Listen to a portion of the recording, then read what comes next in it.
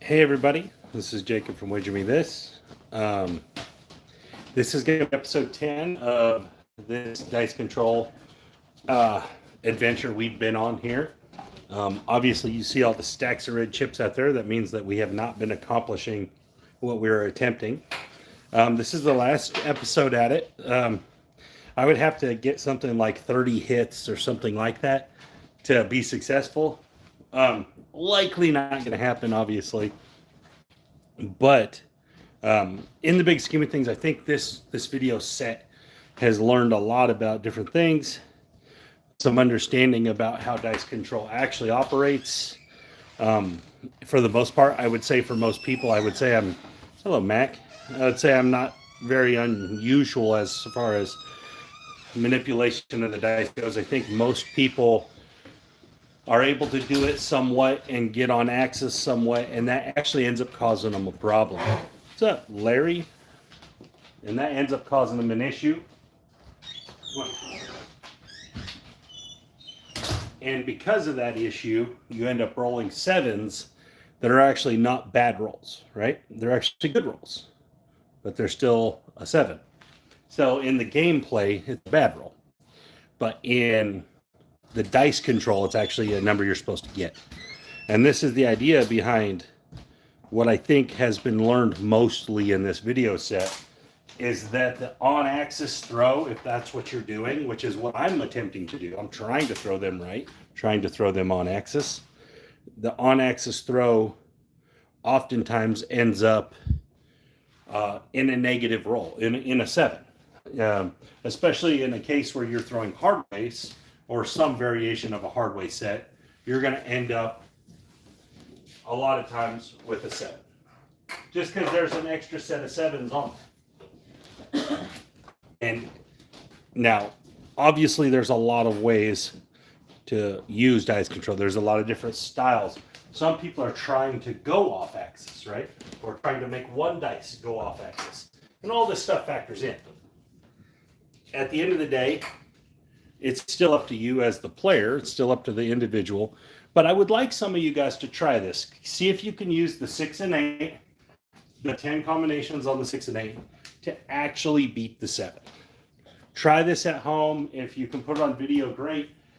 I personally think that even the guys that are what I would consider the best I've seen at this, right? Hello, Randy. The best I've seen at this. I don't think they can do it. I don't think they can do it consistent enough. And that's why most people that are interested in dice control tend to play all the numbers. They tend to play all the box numbers because what it does then is it gives you a much larger target to hit as opposed to a more direct target. Now, with a larger target to hit, is that representing more control? No, it's not. It actually represents less, right? Now, Morton, how are you doing? It actually represents less control when you have more targets. So here we go. 5, 4, 3, 2, first shot of the day. Let's see what we got. Oh, we need our obstacles. Sorry, I almost forgot our obstacles. Because I do think that they've mattered. I do think that the obstacles have at some point been an issue, right? That's the obstacles we've been using, or something close to that. It's the obstacles that we've been using. So we're going to put them back up. We've got to have them, right? That's a big deal. All right, here we go. Coming out, 5, 4, 3, 2. First roll is a 3. Okay, I have been keeping track of the ATS just because it's fun to keep track of that. Obviously, in this instance, what we're doing is we're acting like we have a $1,000 bankroll. We're playing a $90 6 and 8 and seeing if we can get 2 wins before a 7. So far, we've done it two times, and we're using 5 shooters. We've done it twice where we've been successful, and 7 times where we haven't. And there's a 6, 2, 8. 6, deuce, 8. So, in the big scheme of things, I would have actually probably been better playing against the 8 or playing all the other numbers.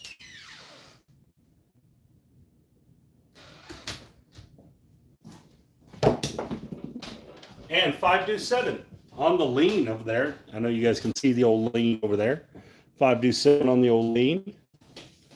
That's a terrible outcome. Again, if you believe the on axis, off axis stuff, that was on axis.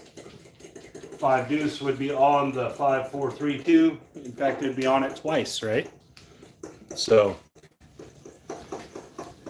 that's not unusual to get that 7, but it's bad for us. It's bad for round 1. Here we go, round 2. Oh, right on the chips, and we get a 10. Right on top of the stacked up obstacle. 6 4 10. But as we see, if you're looking for on-axis shots, you really can't be disappointed with a 5 deuce 7 if you're supposed to get it. What you have to do then is really comes down to strategy again, like most craps does. Is what are you doing to alleviate that pain? You know, 1 2 3. What are you doing to minimize those on-axis 7s?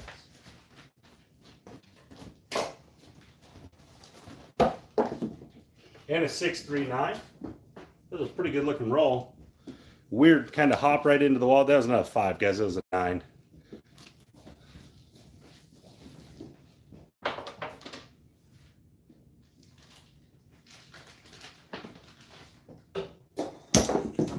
And we got to set it out. 6 1. Bad throw.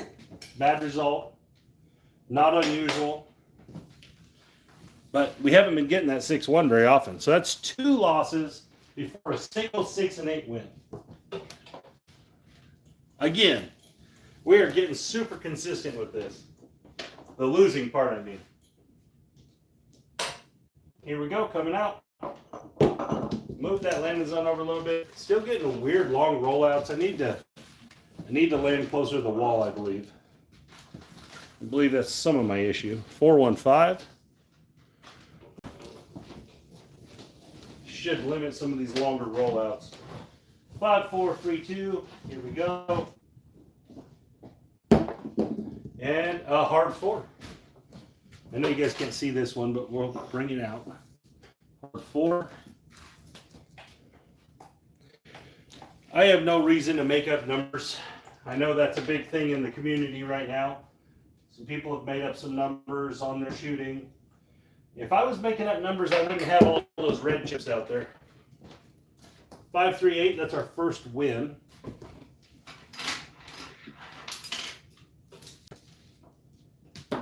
Or if I was, it would be kind of negative, right? It'd be making up numbers to lose, I guess.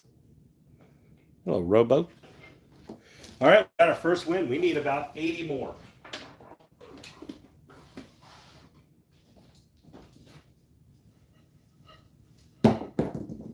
And 4 deuce 6, that's another really good one. Those are the right ones, if you believe in that sort of thing. 5 3 and 4 deuce are the ones that I'm aiming at, essentially. So those are really good rolls as far as the results concerned.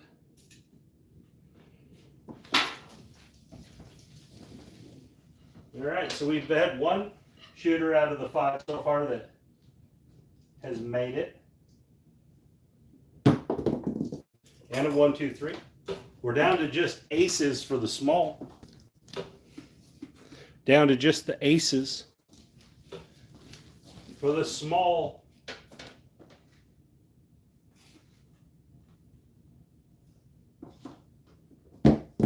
Well, 5 3 8. We didn't get to the wall. That was a weird one. I kind of hit and just hopped back. We're going to count it. I don't think that they would care on the first roll. If you did it about 5 times, they'd probably care. That's 3 winners on this shooter.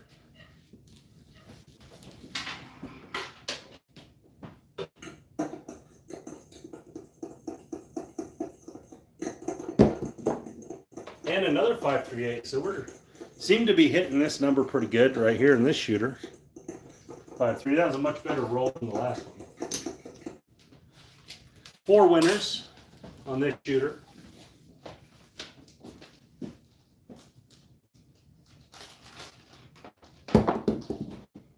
hard 4. That's a good number for us. Obviously, if you get the 5 deuce, you should get the hard 4, at least at some rate.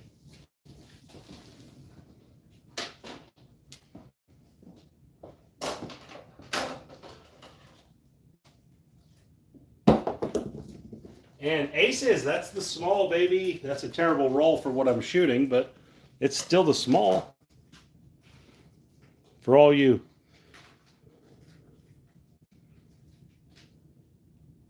Yep, still the same email, Morton.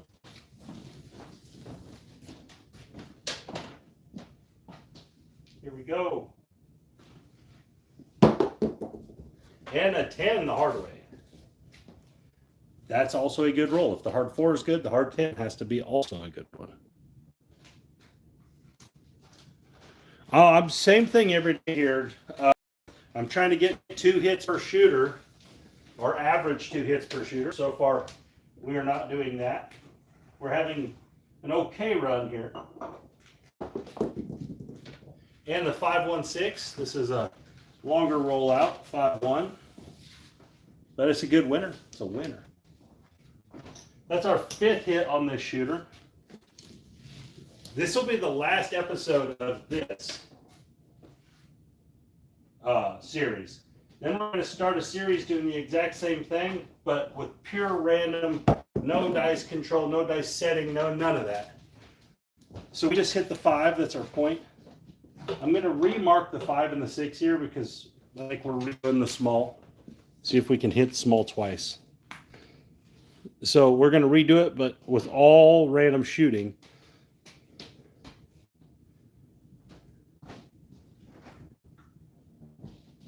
I'm not changing the set because the whole series has been the same set with the idea that I should generate more 6s and 8s on axis. And that's why I'm doing the same thing over and over and over. Coming out, we have a 10, hard 10 on the come out. I want it to be the exact same the whole way through. And I know that's not the way people necessarily dice control. It's actually, most people do change. Most people do change the dice set they use. It definitely is a thing. It got a lot darker in here. The cloud's covered, I think. It's okay. Table looks fine. All right, so here we go. We've made the come out. Let's try to get some more 6s and 8s. And a 6, 4 deuce. This is one of our best rolls here, for sure, that we've had in a little while. We had a good one yesterday, one good one yesterday. So right now we're back to where we should be, or at least what we're attempting to be. It's not actually where we should be. It's what we're attempting. I'm not, Larry. I need to get that stuff, but I don't think my internet will support it yet. We're still waiting on our fiber optic to be done. Once our fiber optic is done, I do believe I'll be able to do all that stuff. And there's the 5 deuce. I hit those chips that probably affected it. Well, I mean, it definitely affected it. I don't know if it affected the outcome necessarily, but definitely affected the roll. 5 deuce. All right, so we're on the 4th shooter. That was a good one. We had 6 winners. And 6 winners is right where we should be at on this point. Obviously, from here on out, I need 4 winners before 2 losers to accomplish the goal. Something we've accomplished 2 times out of 9 so far. Here we go. Coming out. We got a 10 on the come out, 6 and a 4.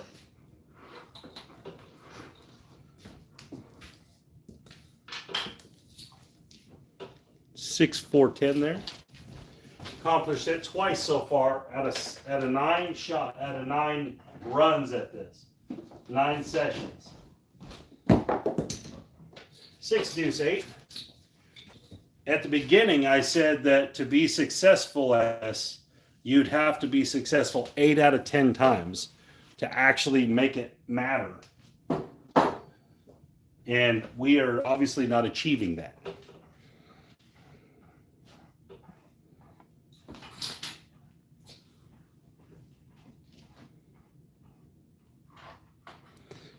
Yeah, any wall your dice hit affect them. I mean, mine hit the mirrors pretty regularly, and they're just flat, and I know it affects them.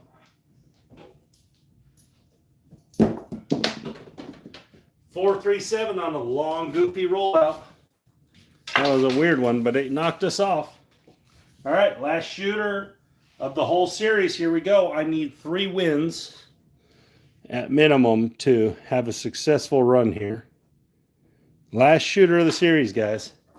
And then, like I said, the next series will be same thing, but all completely random. I'm going to chunk them all the way down the table. I'm going to use mismatch size dice, everything to make it as completely random as possible.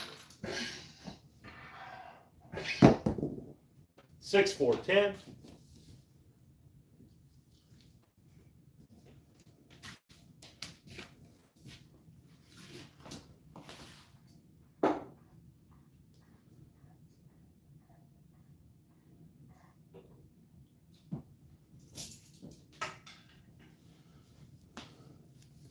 I like the way you put that, Jalpon. I like that.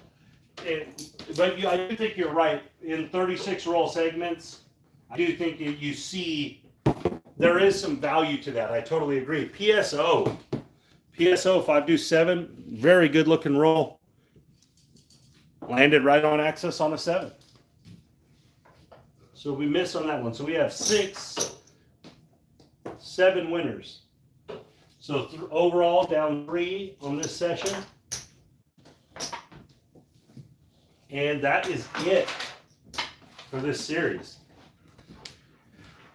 So let's count it up. We had 1, 2, 3, 4, 5, 6, 7, 8. 8 total winners over the expected loss, right? How many losers did we have? 4, 5, 6, 7, 8, 9, 10, 11, 12, 13, 14, 15, 16, 17, 18, 19, 20, 21, 22, 23, 24, 25, 26, 27, 28, 29, 30, 31, 32, 33, 34, 35, 36. So 36 minus 8 is 24. So I would be down probably $2,400 or somewhere in that range, I think. Or maybe a little more. Actually, I think it'd be like $4,800 actually. Because it's 2 times for every one, right? So, in the big scheme of things, this doesn't prove anything. It just shows that I wasn't able to accomplish this. It shows that Jacob Wager was not able to accomplish this. Doesn't mean anything for anyone watching. The guys watching you may be much better shooters than I. And you may be able to accomplish this, or you may be able to get way more wins than I get. I have no doubt that there's plenty of you guys that can. I just wasn't able to do it. And so what I think this random, the one we're going to do next, these random series, is going to show that personally, I would be better off shooting random. And that's why I believe in strategy over setting and shooting. I believe your strategy should come first, and you should be able to win the game without having to rely on dice control. I think dice control should be a supplemental thing to make your strategy better. So, with all that said, this doesn't prove one way or the other anything about dice control. It doesn't. It proves 0. It proves stuff for Jacob. It proves stuff for me personally. And that was the idea behind the series, was that this was a way to prove to yourself personally, can you manipulate the outcomes? Because I think that this has proven that I do not. That I do not manipulate. Or at least not to the point where I can be successful doing what I was doing there. Now, am I manipulating, maybe getting more on-axis rolls than normal, than you should? Yeah, I would think so. I think if I went back through all the rolls in the whole series, I have a very high rate of on-axis rolls. I would say just from what I think happened, I would say there's a very high rate of on axis, way higher than you probably should have. Now, is that control? Well, that's somewhat control. At least that's some part of the control, because if you're doing something that random says you shouldn't, then you're manipulating in some way, right? Now, does that mean it's manipulating it to a winner? It doesn't, because clearly we didn't there. Now, if I would have been playing across all the numbers, would I have done better? Well, of course I would have done better, because the target would have been much larger and much easier to hit, right? But if we're testing control, we need to make a small target. We want to be precise. We want it to be precision, not if you're just throwing it at the ocean every time, it's going to be easy to hit. But if you're throwing at one rock in the ocean, it's going to be a lot harder. So again, it's dice control, in my opinion, is a side part of the game. It's not something you have to rely on. Where I do think you have to rely on money management and discipline and a strategy. I don't think you can just willy-nilly throw bets out there and be a winner, not with any consistency. So I think that there's many things that come ahead of controlling the dice. Now, does that mean I don't like the idea of controlling dice? No, I think it's a great idea. And even if you don't have any manipulation going on, but it makes you feel more comfortable to do it while you're playing, I think that's all the value is in it right there. If that's all it is, that's enough value to me, just to be comfortable at the game where you're betting your money. So again, this isn't a negative toward dice control. I want people to think that. This just means that I can't do it. That's what I want to point out. This has nothing to do with anyone else out there. This has to do with me, and that I am not able to accomplish this. So I would like you guys, if you can put it on video, if you can get it on someone else's video, if you can show that you can do this with this test that I did here, you can control to the 6 and 8 over the 7. I would love to see anybody be able to do it.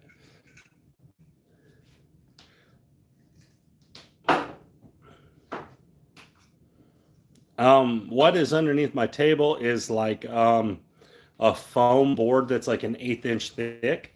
It's pretty consistent with like the softer tables you'll feel, the ones that have a little mushiness to them. Like if you're at a casino, some tables have like that little mushiness to them.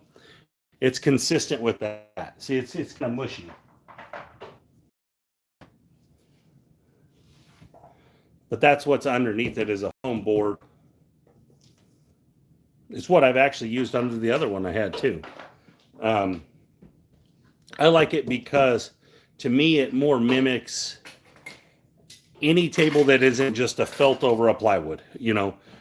Some casinos definitely are felt just over plywood. I've definitely been there where they're that solid, but most are not. Most have a little bit of cushion under them, and so that's the kind of thing I was trying to mimic, because that's what you run into the most, I feel like, unless you're specifically searching out very specific tables. But that's why it's like that. And again, I play and I practice the way that I'm going to find any table anywhere. That's the way I design strategies. That's the way I design everything, is for any table anywhere, anyone will be able to do it.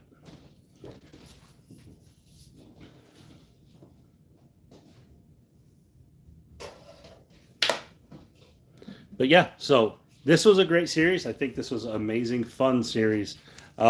Even though you could say it was a failure. I mean, for what I was attempting to do, I failed at that. But the overall series, I feel like, was great, and it was educational, and it showed things about dice control. I just play a hybrid style of craps. I use the 7, I use the don't to cover place bets, and then I try to win that way. I try to make the 7 only my enemy for one roll, and that is the key. And I think that's the key to winning craps, is to not have to fight the 7 all the time. Even if you're just changing from the 7 to the 6, you're changing a huge percentage as far as the game goes. to where that 7 is valuable to you instead of a negative. Now, if you get it to the 4 or the 10, I mean, it's even better. And that's what I try to do. So I use that and I make my 7 worth around $40. And then I allow the rest of the to fit inside the don't, what the don't covers. And that I've have hundreds of videos on it. So it's not like it's a secret the way I play, I don't think. But that's why I do it. I do it because, and I know the first thing people are going to say, well, the come out's going to kill you. No, it doesn't. The come out doesn't kill you. Can it have an instance where it spikes and knocks a lot of your money out? Yes. But over the course of time, there's only going to be a come out 7 once at every 16%. Right? Hey, Joe. You know, there's only going to be a come out 7, 16% of all the come out rolls. So, thank you. The rest of the rolls are not going to be come outs, you know, come lose. And I don't count the 11 because I play the 11 on the come out. I play the 11 as a winner on the come out. So it's only the 7 that affects my come out rolls when I play hybrid. Yeah, of course. Yeah, we'll see crapsless tables all the time. Crapsless tables doesn't match the way I play because I like the don't. It doesn't match. I don't like crapsless tables for that reason. Now I will say this: if you are a light side player,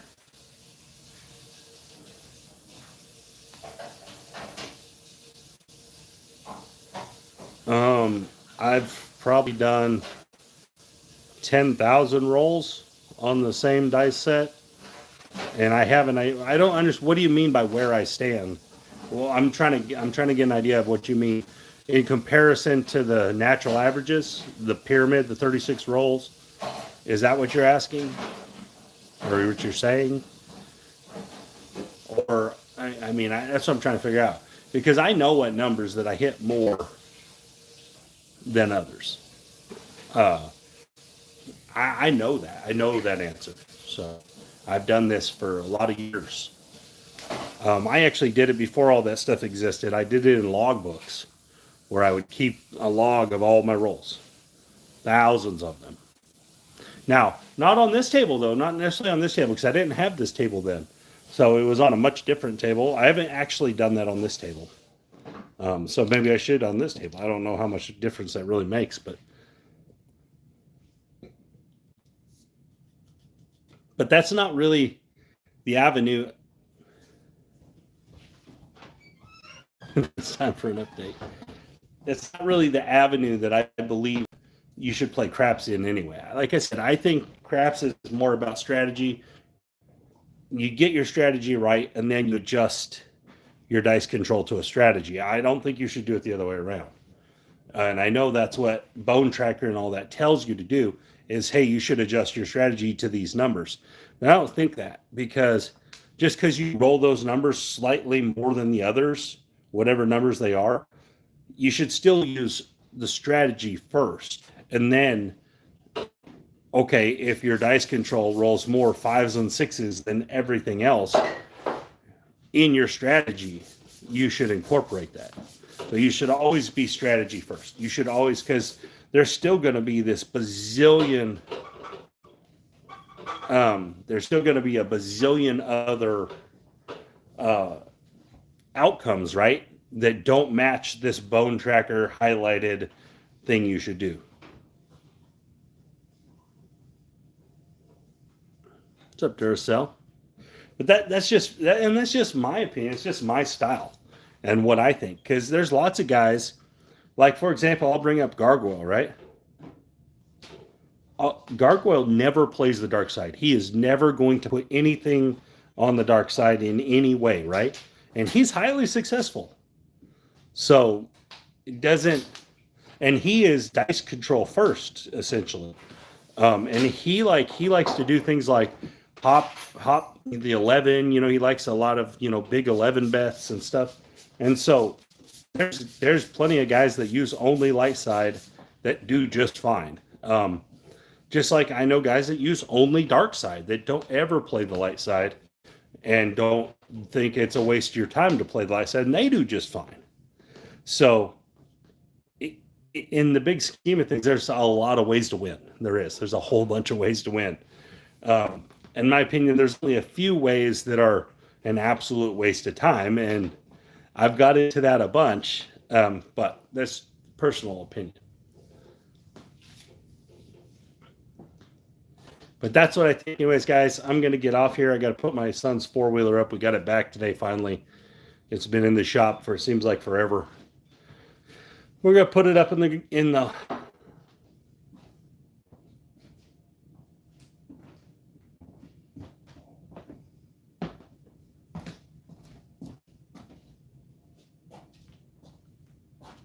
So are you saying they're dominating on the big numbers? There is a whole bunch of ways to lose. That's right.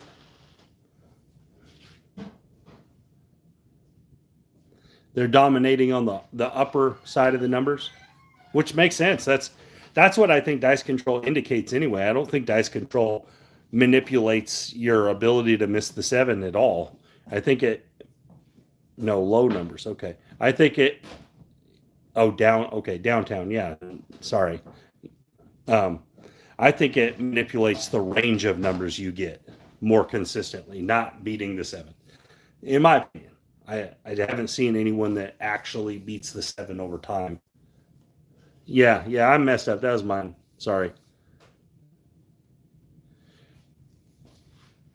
But no, that's great. Them guys are awesome. Anyway, I like those guys.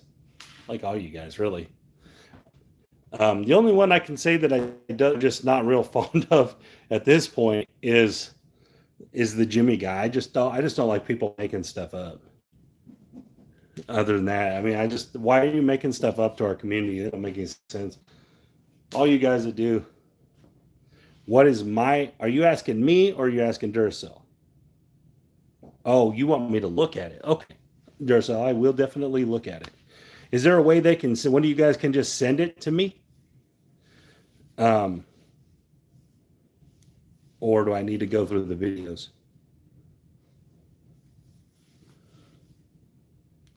Jelpon, who are you asking what your SOR is? Because I've never claimed an SOR of any kind. WagerMeThis at gmail.com.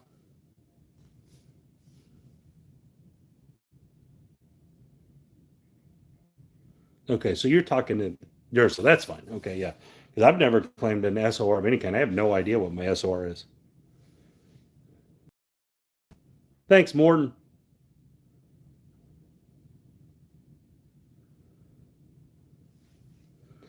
But yeah, send that to me. I would love to see it. Trust me. I think basically everybody that is in the craps community is better shooter than me. So I love seeing you guys that can actually do it.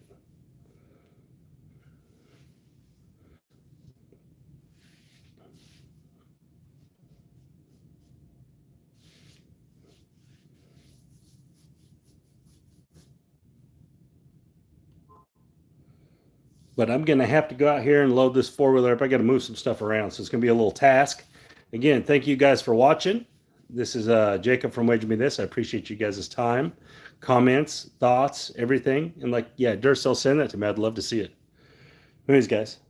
Leo, what's up, buddy?